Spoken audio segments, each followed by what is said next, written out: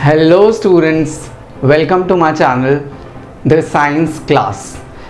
तो इस चैनल में आपको क्या कंटेंट मिलने वाला है, क्या आप सीखेंगे इस चैनल से।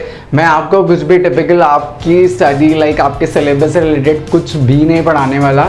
आई am going to tell you about some facts related to science से रिलेटेड चीज़ें। हमारी लाइफ में हम बहुत चीज़ें देखते हैं, लेकिन हमारे को उन चीज़ों को उन चीज़ों के होने के पीछे का जो रीज़न है वो हमें नहीं पता होता। ठीक है, तो इस चैनल पर हम वही पढ़ेंगे, वही सीखेंगे और उन्हीं के बारे में नॉलेज इकट्ठा करेंगे।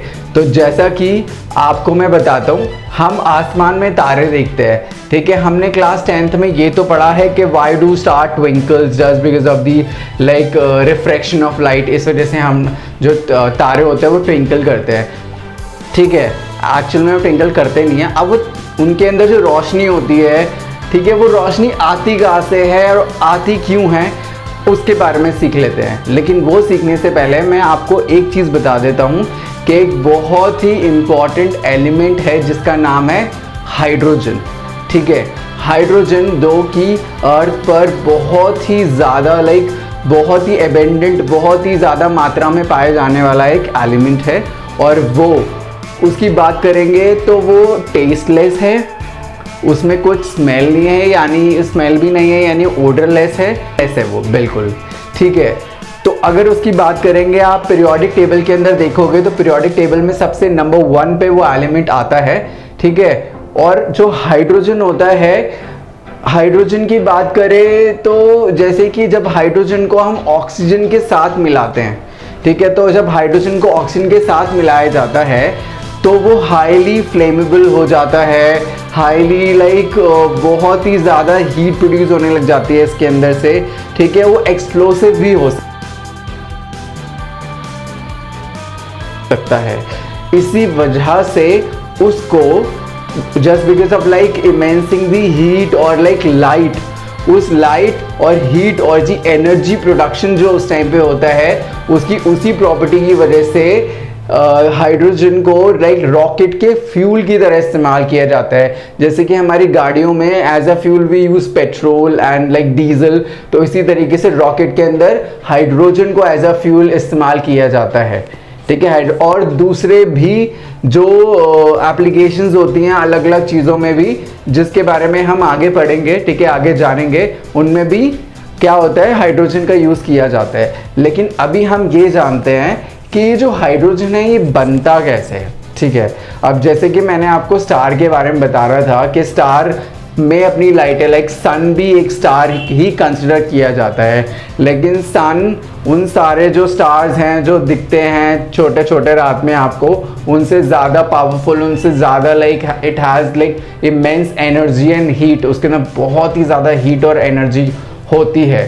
ठीक है, तो वो होती कैसे है इसके अंदर, वो मैं आपको बता दूँ। उसके अंदर इतनी लाइट, इतनी हीट आती कहाँ से है। जैसा कि मैं आपको ये बताता हूँ कि जो सन होता है basically it is made up of hydrogen and helium. और हाइड्रोजन और हीलियम जो होता है, जो हीलियम होता है ना, हीलियम बनता कैसे है, उसके अंदर hydrogen already if you will go, अगर आप जो सन होता है उसके अंदर बहुत ही उसकी डीप कोर में जाएंगे ना, तो वो जिन एलिमेंट से जिस भी एलिमेंट से हाइड्रोजन हीलियम का बनता है, तो जितने भी एलिमेंट्स होते हैं सब एलिमेंट क्या, जितने भी चीज़ें अर्थ पर प्रेजेंट है वो सारी की सारी एटम से मिलकर बनी है। और अगर वो एटम से मिलकर बनी है तो it has proton, neutron and electron in it. उनके अंदर एटम के अंदर प्रोटॉन, न्यूट्रॉन और इलेक्ट्रॉन होता है। ठीक है, तो वो जो अगर हम हाइड्रोजन की बात करें तो हाइड्रोजन के न्यूक्लियस के अंदर एटम का न्यूक्लियस होता है और शेल्स होते हैं जिनमें इलेक्ट्रॉन्स रिवॉल्व करते रहते हैं। ठीक है, अब हम बात करेंगे कि ये जो हमारा जो हाइड्रोजन होता है, हाइड्रोजन का के न्यूक्लियस के अंदर न्यूट्रॉन नहीं होता, सिर्फ और सिर्फ प्रोटॉन होता है। ठीक है, सिर्फ और सिर्फ प्रोटॉन होता है। और यहीं हम बात करेंगे कि ये जो प्रोटॉन इसके अंदर प्रेजेंट होता है, इसी सिर्फ और सिर्फ प्रोटॉन होने की वजह से हाइड्रोजन को हम प्रोटॉन भी कह देते हैं। सिर्फ और सिर्फ प्रोटॉन के नाम से भी हाइड्रोजन जाना जाता है। ठीक है, तो क्या होता है कि जैसे कि दो प्रोटॉन्स यानी दो हाइड्रोजन जब एक दूसरे के साथ ऐसे फ्यूज होते हैं तो इस हाइड्रोजन का भी अपना न्यूक्लियस है, इस हाइड्रोजन का भी अपना न्यूक्लियस है।